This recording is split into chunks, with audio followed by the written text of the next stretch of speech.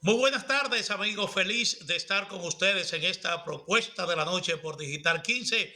Así es que, como siempre, Ángel Barrios, un servidor, Manuel Jiménez, vamos a estar compartiendo con ustedes los hechos de mayor interés que han ocurrido en las últimas horas, tanto en el país como en el resto del mundo. Manuel Reyes nos estará ya informando de la actividad deportiva en su resumen deportivo y en breve vamos a ver cómo están las condiciones del tiempo. Ha estado lluviosa la tarde y el día de hoy en sentido general. Así que vamos a ver qué fenómenos estarán interactuando sobre el territorio nacional que están provocando estas lluvias y estas agradables temperaturas que hemos sentido ya durante todo el curso del mes de diciembre. Así es que ya los muchachos se están poniendo en contacto con la Oficina Nacional de Meteorología para que nos informe sobre las proyecciones del tiempo para las próximas 24 a 48 horas. Bueno, señores, el Banco Central acaba de informar en un comunicado que la inflación acumulada en lo que va del presente año se sitúa en 7.71%, es decir, de enero a noviembre de este año, la inflación acumulada es de 7.71% sobre los 6.63% en que se encontraba en noviembre, mes en el que registró 1.08%, de acuerdo a este comunicado del Banco Central. La institución destaca que el comportamiento de los precios domésticos ha estado impactado por factores externos, tal como el incremento de las cotizaciones de los insumos alimenticios, el petróleo y otras materias primas, y por los cuellos de botella en la cadena de suministro en los mercados internacionales, combinado con aumentos sustanciales en la tarifa de los contenedores y fletes globales. Dice el Banco Central que la variación mensual de índice de precio al consumidor, IPS, fue de 1.08% en el mes de noviembre del 2021, colocando la inflación acumulada de los primeros 11 meses del año, enero-noviembre, en 7.71%. Bueno, ¿tenemos en línea meteorología? Bueno. Bueno, tenemos en línea la Oficina Nacional de Meteorología, así que vamos a hacer una pausa en esta información para irnos de nuevo para conocer las proyecciones sobre las condiciones del tiempo. Adelante, meteorología. Así es, muy buenas noches. Lluvia dispersa hacia algunos puntos del país por los efectos del viento y una vaguada. Continúan desplazándose campos nubosos, cargados de humedad. Esto es debido a la interacción de una vaguada que se manifiesta sobre el país y el marcado flujo de viento del noreste. Ambos continúan generando nublados ocasionales con lluvias dispersas que podrían ser moderadas en ocasiones y algunas ráfagas de viento hacia las regiones norte, nordeste, sureste y la cordillera central. La mañana miércoles la vaguada continúa incidiendo en las condiciones del tiempo, además de los efectos del viento del este-noreste, lo cual estarán introduciendo continuaciones nubosas para que se produzcan lluvias que podrían ser de moderadas a fuertes en ocasiones hacia el sureste de la cordillera central y algunos puntos del Gran Santo Domingo. Se mantienen las restricciones a las frágiles, pequeñas y medianas embarcaciones, tanto en la costa atlántica como en la caribeña, las cuales deben de navegar con precaución cerca del perímetro costero sin aventurarse mal adentro, esto es debido a vientos y olas anormales. Para Santo Domingo y sus municipios, medio nublado, a nublado en ocasiones, con chubascos locales. Repetimos, lluvia dispersa hacia algunos puntos del país, esto es debido a los efectos del viento y una vaguada que se manifiesta sobre el territorio dominicano. Eso es todo en cuanto al informe del tiempo, como un servicio especial para la propuesta de la noche. Desde el ONAMEP les informó Jesús Beltré. Bueno, muchísimas gracias a Jesús Beltrés. Ya ustedes escucharon, esta vaguada va a estar provocando lluvias sobre gran parte del territorio nacional. Bueno, cuando la interrupción les informaba que el Banco Central dio a conocer hoy el índice de precio al consumidor que se sitúa de enero a noviembre de este año en 7.71%, pero de acuerdo al comunicado, dice que al medir la inflación en términos de 12 meses, es decir, desde noviembre del 2020 hasta noviembre del 2021, la misma se ubica en 8.23%. En tanto, la inflación subyacente anualizada se ubicó en 6.63% en noviembre del 2021. Cabe destacar, dice el Banco Central, e igualmente han incidido otros factores externos, como el incremento de las cotizaciones de los insumos alimenticios, el petróleo y otras materias primas. Todo esto en un contexto en que la demanda mundial se ha recuperado de manera más acelerada que la oferta global, generándose un desfase que ha exacerbado las presiones inflacionarias en gran parte de las economías. Bueno, este es el cuadro que está pintando el Banco Central. Realmente la crisis de suministro, cierto, no solo afecta a la República Dominicana, sino que está afectando a todo el mundo. El aumento en los costos de los fletes marítimos igualmente ha impactado a todas las economías del mundo, porque en los principales puntos de despacho de materias primas en el mundo, me refiero a China, otros principales puertos del mundo, Estados Unidos, sobre todo en la costa este de los Estados Unidos, se han presentado entaponamiento, retraso en el despacho de furgones, y todo esto ha incidido para que los niveles de inflación, no solo en República Dominicana, sino en todo el mundo, se haya manifestado hacia las alzas, hacia el alza en lo que va del presente año. Ya Henry Orar, que es economista, mañana estará abordando con más detalles y con mayor propiedad esta situación que está planteando en el día de hoy el Banco Central. Lo cierto es que hace muchos años que República Dominicana no registraba una inflación de 2 dígitos como se está registrando ahora, y todo el que va al supermercado, el que va a los mercados, el que va a cualquier sitio de compra de bienes, sabe que los precios se han disparado en el mercado local. Bueno, señores, Haití vive una situación difícil y uno a veces no entiende cómo el destino, la suerte, la verdad que uno no sabría a qué atribuir. La verdad que los hechos en cadenas, todos negativos y trágicos que ocurren en el vecino país. Hoy en la madrugada estalló un camión cisterna que llevaba combustible y el saldo es de 60 muertos y decenas de heridos. Esto ocurrió en la población haitiana de Cabo Haitiano, muy próximo, bueno, lo más cercano a la frontera norte con República Dominicana, concretamente a Dajabón, pero un poco distante. Pero esto ocurrió hoy ahí. El primer ministro Ariel Henry anunció 3 días de duelo nacional en todo el país en memoria de las víctimas de la explosión de este camión cisterna en Cabo Haitiano, que dejó 60 muertos y varias decenas de heridos durante la noche del lunes. Dice el primer ministro en su cuenta de Twitter textualmente: me enteré con desolación y emoción la triste noticia de la explosión anoche en Cabo Haitiano de un camión cisterna que transportaba gasolina y que provocó, según un informe parcial, 40 muertos. Ese era el dato que se conocía hasta ese momento. Decenas de heridos, así como daños materiales extensos.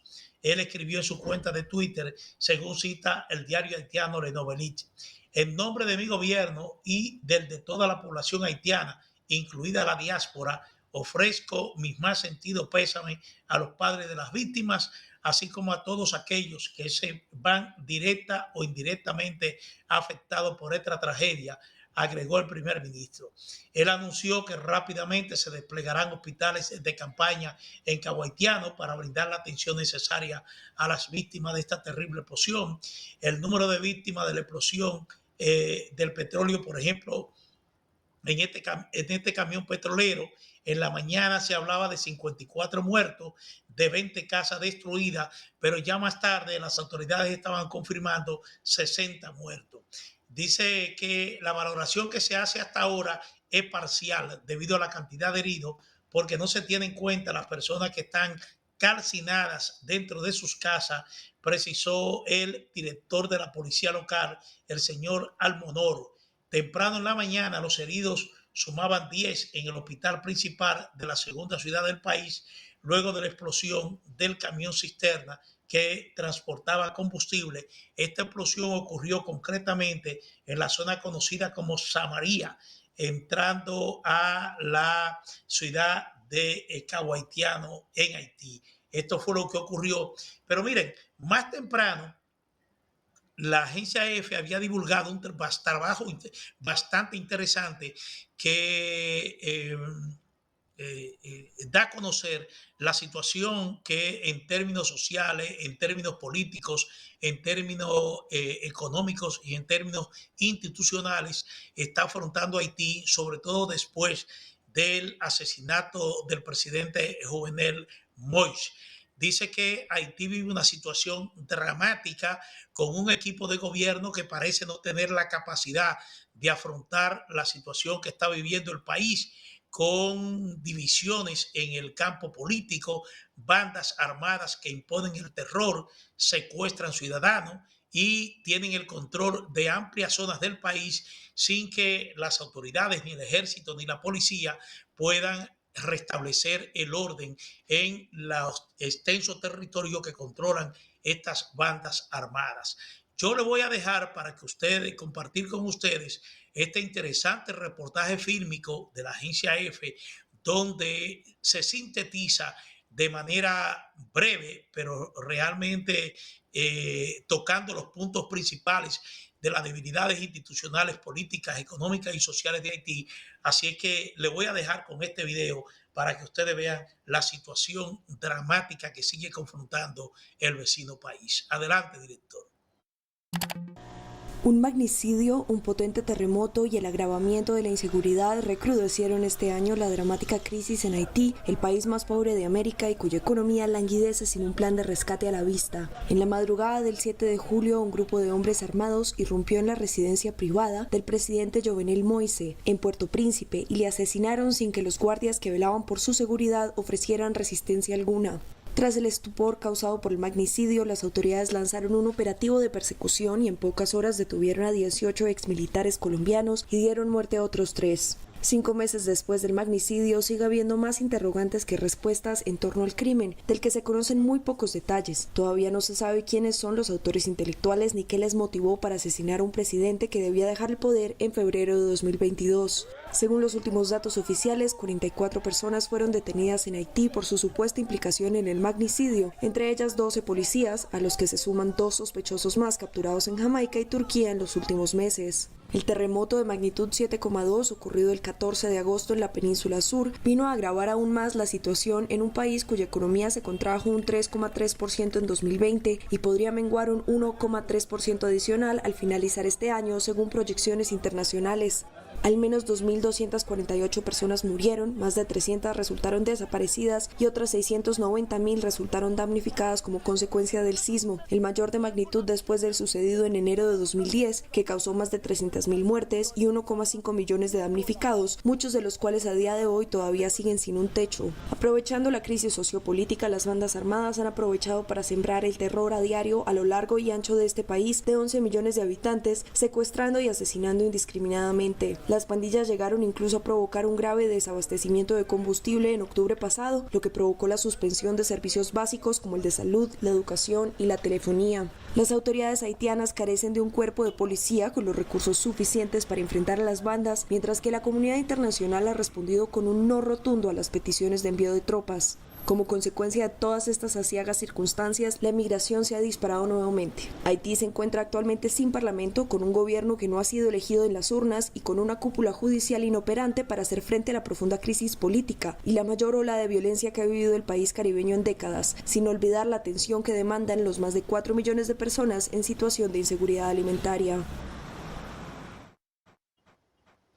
Bueno, ya ustedes escucharon, esa es la situación que está viviendo Haití, cada vez más grave, cada vez más desesperante, y lo que llama la atención es lo que cita este reportaje, es la evidente incapacidad de sus autoridades para afrontar con éxito esta situación dramática que están viviendo los haitianos. Bueno, señores, vamos a hablar de otra tragedia, la ocurrida el jueves pasado en el estado mexicano de Chiapas, donde 55 indocumentados perdieron la vida, la mayoría de ellos guatemaltecos. Y en el caso de República Dominicana, aún las autoridades no tienen una cifra oficial del número de víctimas mortales. Y ayer la Cancillería Dominicana en un comunicado habló de 3 muertos, lo identificó, pero la prensa de Baní, citando fuentes familiares, está hablando de 7 víctimas mortales, es decir, 7 vanilejos que perdieron la vida en ese fatal accidente, incluso lo identifican por su nombre. Se está hablando incluso de que alrededor de una veintena de vanilejos que igualmente ocupaban ese furgón que se accidentó en una carretera de Chiapas están desaparecidos. No se sabe realmente si resultaron heridos, cuál es su situación. La Cancillería Dominicana lo que ha dicho es que sigue investigando para establecer la suerte de esos dominicanos que se han visto envueltos en este lamentable accidente. Ahora, lo que trascendió en el día de ayer es que estas personas regularmente son seducidas por traficantes de personas de trata de blanca que le organizan una ruta aparentemente legal, porque luego de pagar, eso se informaba en el día de ayer, luego de pagar $22,000 por cabeza para realizar este viaje, unas veces le hacen unas conexiones a través de Costa Rica viajan a Guatemala y de Guatemala se van regularmente en vehículo hasta México con la esperanza de alcanzar la frontera sur con Estados Unidos, y ya en la frontera o intentan cruzar ilegalmente o muchos se deciden por solicitar asilo en los Estados Unidos, cosa que lleva un proceso bastante largo y que normalmente Estados Unidos lo desestima. Es decir, esta es otra tragedia que está viviendo Centroamérica y países del Caribe, porque la mayoría de estos indocumentados que se ven envueltos en situaciones similares proceden del Caribe, regularmente son haitianos, son dominicanos, como ya está demostrado, pero fundamentalmente hay muchos salvadoreños, hondureños y guatemaltecos, que son lo que realmente, lo que tradicionalmente se involucran en estas extensas y largas caravanas que recorren cientos de kilómetros hasta llegar a la Ciudad de México. Estados Unidos ha llegado a un acuerdo con México para implementar un programa que se llama Quédate en México, que no es más que un tente ahí. Ustedes saben lo que es un tente ahí. Es decirle a esos emigrantes, hagan su solicitud de asilo, se mantienen en territorio mexicano y cuando nosotros ya tengamos lista una decisión, entonces le comunicamos. Pero regularmente estas decisiones nunca son positivas, nunca son favorables para el solicitante. Y México simplemente es el punto de tránsito, el punto de albergue de estos inmigrantes que pasan todo tipo de penuria a la espera del sueño americano. Bueno, esa es la situación y ya como esta tragedia de estos muertos de Baní refleja que también dominicanos se aventuran a realizar estas peligrosas travesías que terminan casi siempre en este tipo de tragedia. Bueno, señores, vámonos con una pausa comercial. En breve estaremos con Manuel Reyes ofreciéndonos su acostumbrado resumen deportivo.